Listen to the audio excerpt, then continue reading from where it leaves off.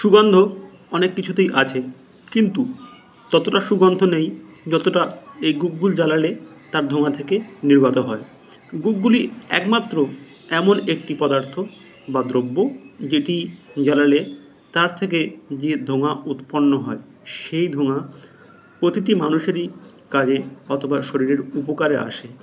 এই গুগগুলের ধোঁয়া এতটাই অ্যান্টিব্যাকটেরিয়াল এবং নেগেটিভ এনার্জি নাশক যে আপনি যদি সপ্তাহে 2 বার অথবা 3 বার এই গুগগুলের ধোঁয়া বাড়িতে ব্যবহার করেন, তাহলে দেখবেন অনেক প্রকারের রোগ শোক ও ব্যাধি থেকে আপনার মুক্তি মিলছে।